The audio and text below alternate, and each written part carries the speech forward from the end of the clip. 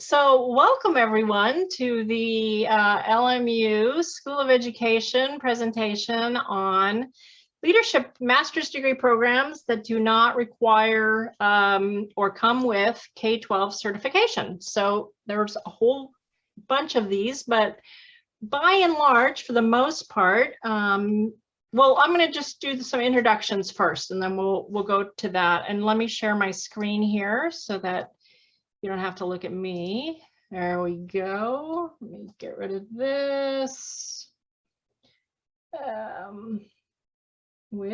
Hide. There we go. So everyone can see that, yes? Yeah. All right. I'm Mary Fraser. I'm the Director of Admissions and Administration for the School of Education. Those of you that have already been asking questions probably have been talking to me. Or if your application has been submitted or is pending, you may have reached out to me or received an info packet from me. I am the face behind that name, and I'm happy to see you all here tonight. Dr. Cynthia Alcantar is here with us. I'll let her introduce herself. Hi, everyone. Thank you for joining us this evening, and I'm excited to hear where everybody's joining us from and get to hear your questions about the programs, generally questions about the graduate programs or higher education specifically. So I'm the associate professor in the higher education program and also director of the program. Great. And then we also have Cheryl Hugo from Graduate Admissions with us. Hi, everyone. Cheryl Hugo, Graduate Admissions, as Mary said. You can always email us as well as Mary if you have any questions about the program or application. So that's one of the benefits of School of Ed for sure, or from LMU in general, is that highly personalized attention. We'll take all your questions and hope to answer them with a question with an answer that you want to hear. Not always possible, but usually. All right, so how many of you here for MA in Higher Education Administration? Yay, Nina. Girl after my own heart. My career obviously in higher ed forever. I've been here for 33 years, so that's awesome. What about for ed leadership? Yay, Glenna. Nice to meet you. And what are the other, what else do we got here? Everyone else is just here to find out, right? That's right. Ed studies, I think. Yep. Oh yes, ed studies. Thank you. I just came from a teacher ed one. I should have had that on the tip of my tongue. Yes, educational studies. It does not include a teacher credential. But it is a great MA in the area of education. So without further ado, let's get started. I thought I turned everything off. My wheel is spinning though here. Here we go. No, oh, what happened? There we go. Okay. Let's start with our mission, because the mission of the School of Ed is very near and dear to everyone's heart that works in the School of Ed. And this mission has been with us, aside from like minor, tweaks and modernization, since before I joined the School of Ed 33 years ago. So is definitely the encouragement of lifelong learning, education of the whole person, and the promotion of service and justice. They have a little catchphrase, the real respect, educate, advocate, lead, and that can be leading from any chair. We expect everyone to be a leader, be it a student, a faculty, a staff, in your classroom, as on the playground with the students, whatever it is. So in your community organizations. And we also have the extremely strong, thanks to the Jesuit and Marymount traditions of diversity, equity, inclusion, anti-racism, and social justice. And these are to really develop, further stronger understandings of social inequities, historical and systemic forms of racism, institutional barriers for people of color and other marginalized groups, and to foster a more inclusive culture in which all of us can reach our full potential. School of Ed takes this very seriously. We have trainings and discussions regularly, monthly, if not several times a week. I mean, not a week, monthly, weekly. We have it in all our trainings, our meetings, our classrooms. So you'll see these threads throughout, because it really is how we're going to change the nation. And we believe firmly in that. So a few of the benefits of School of Ed, of course, all of our programs are really emphasize small class sizes for two reasons. One, you really get to know your faculty. These are your career mentors. They know people in the industry, they can set you up, but also you really get to know your colleagues, your fellow classmates, and where they're working. And if we go larger than that, we start to kind of lose some of that really camaraderie or mentorship thing.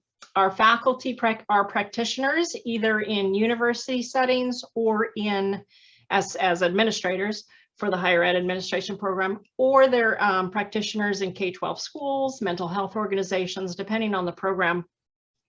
So they really know the field. Our classes are offered in the late afternoons and evenings. They are usually in a hybrid format, which means partially in person on our campus near LAX, Marina del Rey, and partially online during those same timeframes.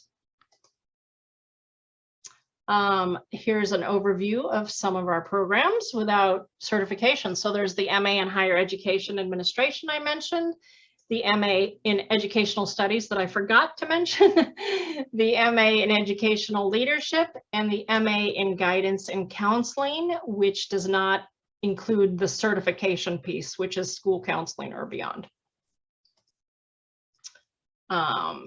And we have the expert for the MA in Higher Ed here with us, in Dr. Alcantor. But I'm just going to go over the details kind of at the bottom, and then I'm going to let her talk about the program. It's a 2-year, 31-unit program, and it is a cohort model, so you go through together. We prefer that you begin in summer too, but we also have an option for students to start in fall, and it does come with a $5,000 a year scholarship. Dr. Alcantar? Yeah, so the only other thing I wanted to make sure that it's highlighted, or that you all are aware of, that I wanted to share, is that so a lot of those students, so let me say a little bit more about myself too. So I just started as a director. We had a wonderful director for a very long time that just retired, and so I'm coming in. This is my first term with the program. But I could tell you that a lot of our students in the program, just from looking at where, you know, Beth, who was the previous director, has, you know, so graciously kept track of in terms of where folks are at, a lot of the folks are working at LMU. So in higher education, sometimes folks are like, well, what do I do? Especially if you're kind of new to like figuring out like which graduate degree programs. And I know education, but I don't know which direction to take it. Higher education administration prepares you to work in higher education settings, or settings that are similar or that focus on higher education. So in our program, a lot of the alumni, and now we're in cohort 8 who just started, but a lot of the former alumni or even current students who are working professionals. Majority are at LMU, but we also have folks all across the country. We have somebody right now that's in the program that's joining us from DC. She joins us virtually. We have folks all over. Somebody's working in New Jersey, Pennsylvania, I mean, in different higher education institutions. But I have a bunch of experience in higher education. Other folks with masters in higher education may work in policy settings, think tanks, policy centers, and so forth. You have a lot of those across the country. So you have a lot of those opportunities. You have a lot of folks who are working in higher education, whether that are in either director positions or and wanting to move up in administrative positions. A lot of assistant director positions, a lot of advisors as well. You do have the guidance and counseling program, but you also could do a master's in higher education and go into advising at the community college setting or four-year setting, to be a counselor at the community college or advisor at the four-year setting. So you really could take it different directions and work in various different settings of higher education. So and I could go into more detail if anybody has questions about all of that towards the end when we have the Q&A. I'm also happy to share more and answer questions about just grad school generally. So I'll turn it back to Mary. Great. Thank you. And we will. And Ashley says pretty much anything you do in higher education, be it a community college or policymakers for higher ed. It's a great degree. From student affairs to admissions to recruitment to budgeting. I mean, there is a little bit of everything everywhere. Okay. So then we also have the MA in Educational Studies. Again, it does not include a teaching credential, but frequently we have people that already have a teaching credential will do this, or we have people that are in private or other schools or settings, and they just want a more flexible MA program that is, there's 5 core courses and the rest you can choose with your advisor to kind of narrow in on areas you want to focus. You can take a course from another area at the university. So for instance, maybe there's MAT and math is a program, but maybe you want a math course. So you can take one of their courses along with the educational studies program, or something in theology might apply. So there are a lot of options, and we work with you to figure out which ones we can accept for the program and which ones not, and really try to get you a really individualized service or program. And that's not cohorted. You take it at your own pace. The only limitation for any program you take at your own pace is that you need to finish in 5 years. You can do it much faster, but MA programs in general, as a general rule for accreditation, need to be completed start to finish in 5 years, or you start to have to take some of the coursework over potentially. Not that anyone wants you to do that. The next one is our MA in Educational Leadership. This is primarily right now with a Catholic school emphasis. We do have a public school track as well, but it's just starting out, so I don't have as much information on that one. But it does not come with a credential, a school administrator credential. That would be the school administration program and administrative services for the California credential. But for school administrators or school leaders, be they chairs and assistant principals and, a wide variety of leadership at private schools, for the most part, private Catholic religious schools, any of the above. This program really talks about that sort of organizational structure as opposed to the public school structure. So the public school structure, usually it's a school administration program. And if you want to just test drive this program, the certificate is the first part of it. I think it's 3 or 4 classes. I don't remember. So you can taste test by doing the certificate first, and then many people then just continue on to the MA because they love it so much. The MA in Counseling and Guidance, I don't have a slide on that because there was a session on counseling tonight, and so most people would have gone to that session. But again, as Dr. Alcantar mentioned, sometimes advisors, if their passion is just counseling and not administrative work, and they really are about the counseling aspect, not about the moving up and doing a wide range of things at a university, then we do find advisors will go for the counseling and guidance degree. So, I mean, the admission requirements are pretty simple. Personal statement of intent. There's some questions to answer. Every program is a little bit different, but those questions are within that online application. official transcripts sent from your university to our university. A bachelor's degree from an accredited institution is required, or regionally accredited. The only ones that aren't are really small, tiny specialty schools. So if you have a question, of course, I'm always willing to check something out and look it over. Letters of recommendation, the system is super good about that. You just need to know the person's name, their email address, their title, and their school. You fill it in. The system takes care of the rest. It sends them a link. They upload the letter. Sometimes those emails, though, to them, if it's going to a school district, might get blocked. Just let me know. I'll send it out through my email. I'll just resend it. It's not a problem. And then depending on the program, different programs have different types of meetings or interviews with the program advisor, which we reach out to you and schedule. Tuition and financial aid. So right now, this year, 2022-23, our tuition is $14.62 a unit. Most classes are 2 or 3 units, depending on the program. To apply for aid, you can go to soe.lmu.edu admission/aid, or send a question to soeaid@lmu.edu. Like I said, the higher ed program does have a $5,000 scholarship.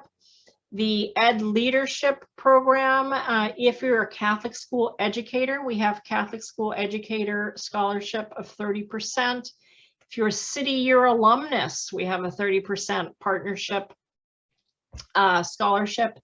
And then we have a School of Ed scholarship, which pays about $300 per unit, so up to about $900 per course, which you apply there. We take, I love this joke from someone or thing, we take money from anyone. So if anyone's willing to help pay your tuition, we will take it. So if your institution or organization helps offset costs, that's great. Partnership, obviously there's loans, and tonight at 6 p.m. there is a session on financial aid specific for graduate students that FAFSA you do want to do, but they kind of walk through all the nitty-gritty details. But I don't want to get into the weeds too much. These are the sessions tonight.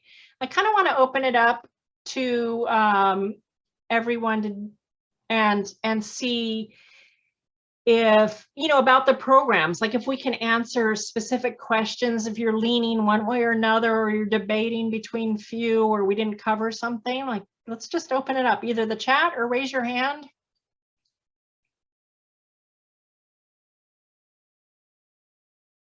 And this is smaller than your class size, so don't be shy. I have a question. All right, Nina. Hi. About the higher education administration program, when I was looking in the packet, I saw that there was field work involved. So I was wondering if anyone could explain a little further what that would entail. Sure. Yeah, so that is done in your second year. So it's one of your one of the courses in there's a sequence of courses that you would take. It's a cohort-based program. So in your second year in the fall, so it's currently the students who are in their second year now are taking it now. It's 80 hours at least. So a minimum of 80 hours in field work. Students could pick any site. A lot of them end up at LMU. Some of them has to do with, it's just easier because, you know, they are working here, and so they may have already connections with different offices, or it's easier in the sense that I could, you know, take some time during lunch and go meet with my, you know, fieldwork supervisor and so forth. The field work is meant to give you an opportunity for you to either apply what you're learning with your classes, so expanding on something that you're learning. I always encourage students that to take those fieldwork opportunities as an opportunity for you to gain experience in something that you haven't done before as part of your higher education or professional training. So for example, I have students who are like, I've worked in like student facing type positions. Like I have that experience as a student, you know, a work study student, I did that. Now I really want to know, like, how do you write grants? Like I want to be in an administrative position and I'm going to have to do grants. Like, for example, like if you want to be a director of an Upward Bound program or trio type programs, then you would need a grant experience. And so those students are, I encourage them to find fieldwork opportunities where their field side would allow them to be exposed to those types of things or engage in those things. Other students have only had like more office managerial type of experience, and they want more student facing. So they look for like advising positions. And so those are at a minimum, it's 80, but those could be at any time, structured in different ways. So some students who are working full time, for example, their hours are spread out, like doing more things off hours. So like doing research, for example. I have a student who's working with the law school right now, who's doing market research for them. So looking at other programs that are similar to LMU's law school to see like how much they charge, what kind of courses and requirements they have for their students. And So it's really driven by you. Clarification, these can be paid opportunities, correct? It can be, and there is different opportunity. I also encourage students to look for stuff like that too. There is like fellowships opportunities that you could take on where you get paid. I have another student who she took on a GA, like, so it can't be a position, the fieldwork can't be at in your same office or department, but it can be, for example, like you work for the School of Film, in an office within that, maybe you work in admissions in the School of Film. Your fieldwork can't be in admissions in School of Film, but it could be potentially in the School of Film in communications, like folks who do the marketing and outreach. So it can be within like the same organizational structure, but not in the same office, just so that you could like expand your network and gain different experiences. So yeah, but in terms of paid, so students sometimes will take on, for example, I have a student actually right now who she left her original full-time job and just took on a GA-ship. And so that's an opportunity that I'm, because it's something totally new, not in something she's did before, she's counting those hours as part of the field work.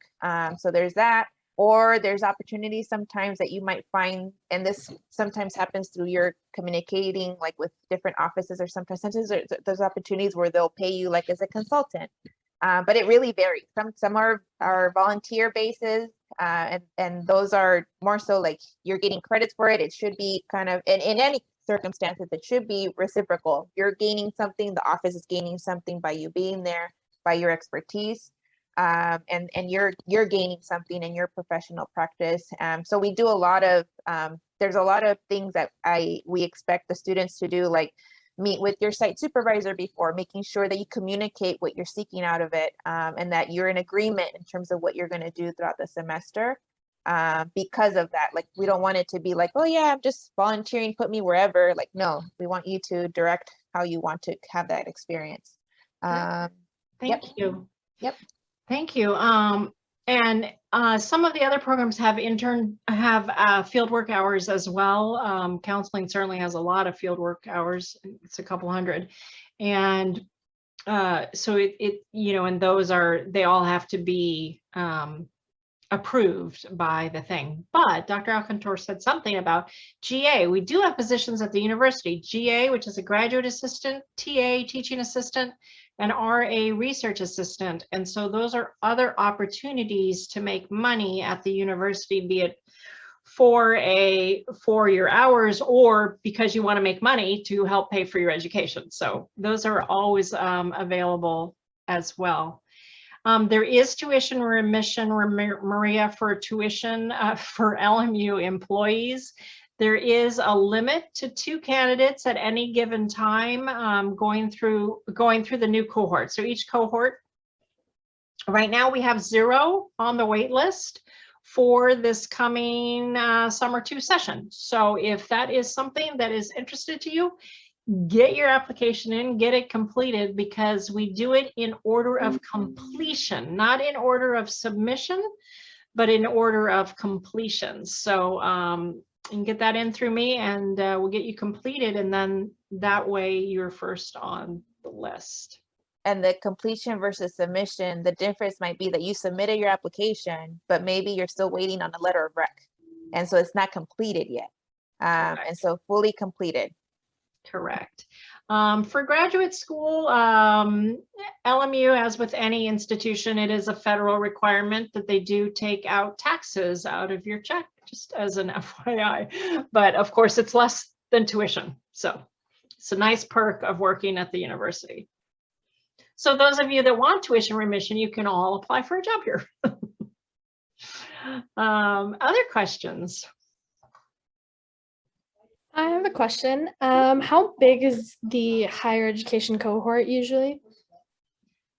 Right, it's a small cohort, actually. It's usually 15 and under. Right now, this semester, I think it's a little bit less than that, but yeah, it's a nice, small, tight-knit group. They become very close, both to their faculty and to their fellow colleagues. It's very small, and it is growing, but I don't anticipate it getting to the 20 by next year. But it is small. It's like this starting cohort, I think it's like 6 students. The ones in year 2 are 6. There's 7 students now, only because there's a student who took some time off. But yeah, it's very small. So you do get to engage very closely with the faculty that you're taking classes with. It becomes much more personalized too. Yeah, they're really For tight. any of you that went to a state school, this is a very different experience. Any other questions? Did I miss anything in the chat? I do have another question about GAs. So is the process separate from the application completely? Do you have to go through each office to apply, or is it like a ranking system?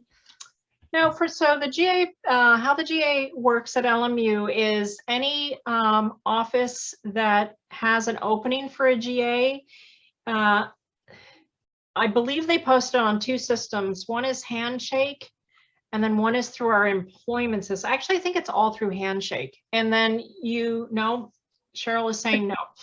Sorry. No, I don't believe we post on Handshake at all. At least our department never has. We just post it on Workday. Okay, so Workday is another one of our systems, which has a posting of somewhere, because I know students don't have access normally to Workday, but there must be a posting of where all student employment opportunities are. And I know staff and faculty employment opportunities are at jobs.lmu.edu.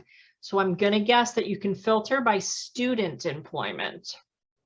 You do have to be a student for them to actually consider you. So you have to be a student before you have to be admitted and have a student ID before you can become a GA, if that makes sense.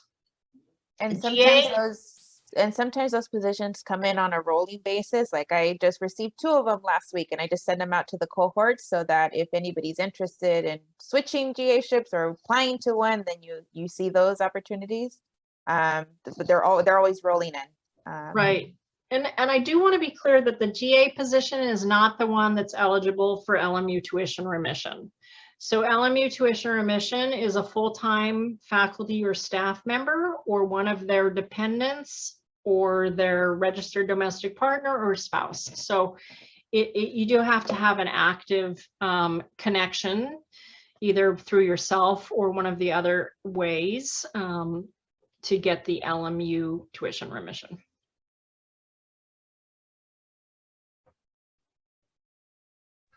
I had But we love GA. Education. Go ahead, Glenna. Sorry.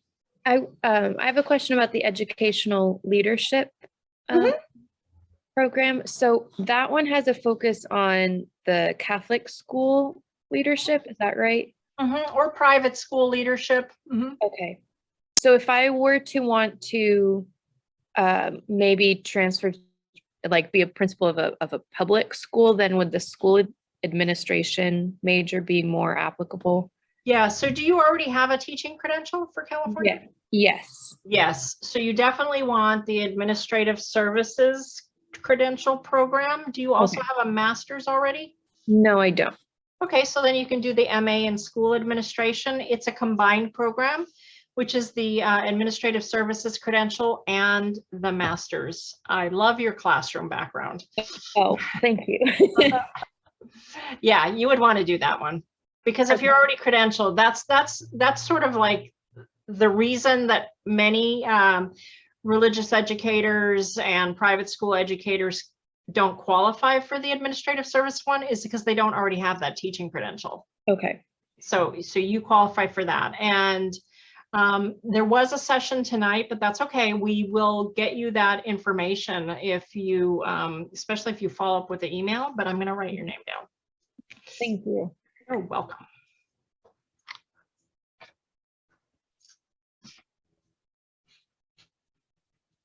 Other questions?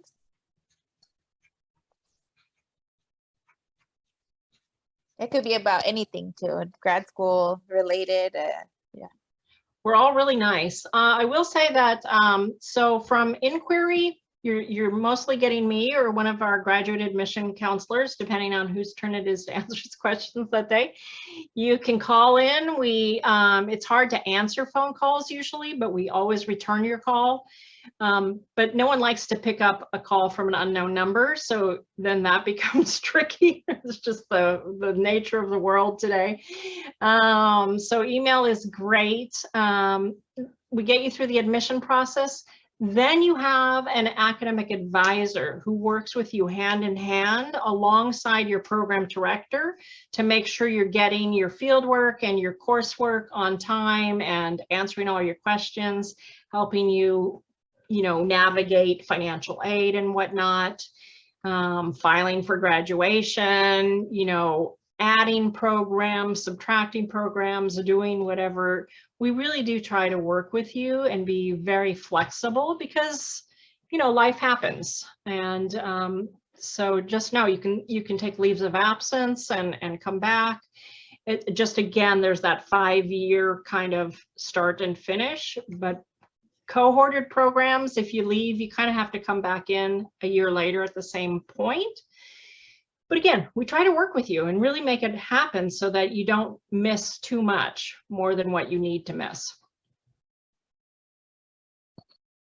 Question, how many grad school units can be transferred over? If, let's say I did some grad school already. It is an accreditation requirement from an MA to an MA of 6 units.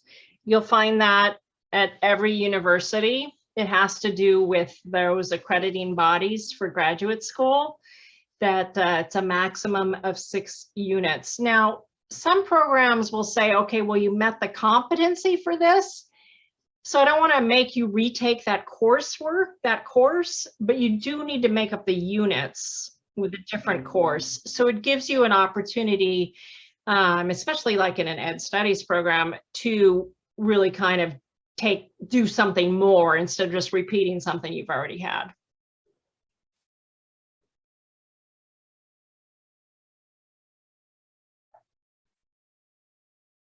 I have a question. So I'm a proud LMU line of the graduate school. I have a master's in urban education with a focus in language and culture from, I think it was 2011. Awesome. What was your partnership cohort? What was your partnership? So we Teach for America. Awesome. Northern California or Los Angeles? Los Angeles. Great. So you're local. Yes, but I'm actually curious to that point that you mentioned Northern California because I serve the Bay Area. Now, I live in the Bay Area. I just popped in later to this. I just came from the Ed.D. session looking at educational leadership and social justice because I'm exploring maybe doctoral programs. And I know that one's completely online.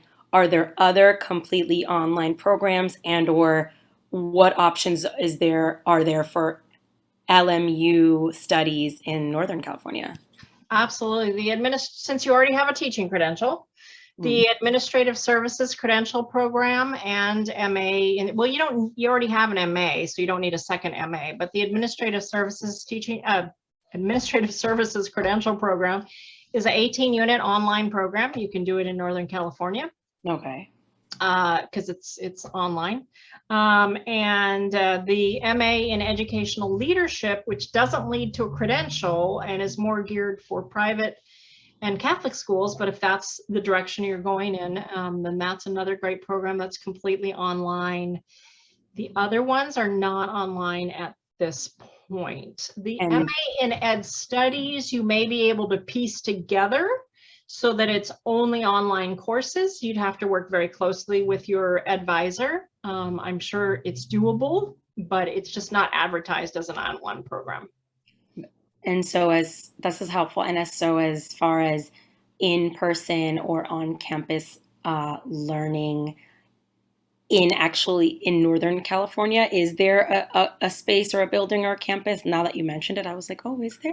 Yeah, well, we have a partnership with Diversity in Leadership Institute, DLI, and for aspiring leaders of color in the public school sector. And that administrative services credential cohort meets on select Saturdays throughout the semester at Reardon High School in San Francisco. Got it. And then anything else would be on LMU's campus and in that Westchester area, right, weekly, right? Right. I would say the other thing, which, you're a teacher, so I'm thinking this is not where you're going, but we now also have school psych is online, and you can be anywhere in California to do that program. So I better do a shout out for that program too while you're here. Yeah, no, that was just that was some things I'm exploring and looking into. And right now I'm on the Equity, Inclusion, and Diversity Steering Committee, but at an independent through 8 school. So it is a private school, but this definitely all speaks to me. So I email and look more at other open houses to see what could work with LMU. Right. Any number. I mean, at the end of the day, it's really where you see, the best fit for yourself and your passion and where you kind of go, but you have a lot of great opportunities available to you. Cool, thanks. You could also consider reaching out, like if there's particular programs that seem like just structurally how it's organized, it might fit with what you're looking for. You may want to reach out to some of the faculty or the directors of the program so that you could ask them more deeply about like whatever your career ideas are, and just to see which one might align better. And so you might want to consider that as a next step after you figure out which ones might work for what you're looking for. Thanks. And I just saw there was some deadlines in terms of like October for an upcoming January, but that might have been the EdD. Do the grad programs follow that same cycle, or is it a little bit different? No, yeah, EdD has a very strict deadline, and as does school psych. Those are our 2 very strict deadlines. Programs. The rest all have priority deadlines. Okay. In that we want you to very much apply by that deadline so that we can serve you in the best possible way and help you get all your materials in on time to get enrolled and all of that. But we do continue taking applications after the priority deadline, as long as there's space available in the program. So we do continue to do that. And that's other than school psych and EDD, there usually is still space, but it is very helpful both to yourself and to us to get those in sooner. We also admit on rolling basis. So once your application is complete, all letters of recommendation in, your transcripts are in, personal statement, blah, blah, blah. We've talked to you, we pass you along to the program director. You'll get your admit decision within 2 weeks. Awesome. That's great. Thanks. Oh, except for the DLI program, because that's a little bit different too. Sorry.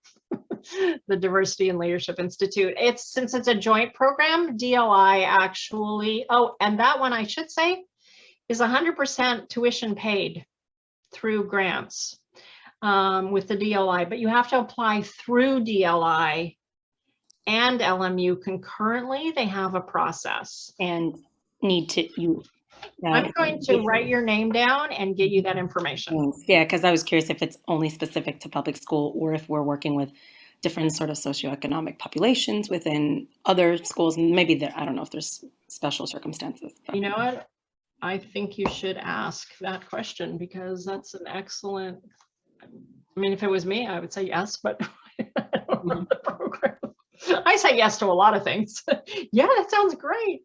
So it can't hurt to research it. Thanks. All right. Well, I think unless we have any more questions, I think we're at a really good stopping place here. Sorry, there's one more slide. I know that's kind of taking up your screen. Dr. Alcantar, myself, I always available. This is my job. I answer questions. I also have graduate admission counselors whose names I didn't list, but we're all here. We're here to help. We want to get you the information, and we don't want to force a program down your throat. We want to find a program that works for you and your career goals. So ask away. That's our job. So. All right. Sounds good. Well, thank you all for coming. Really appreciate it. Bye, everyone.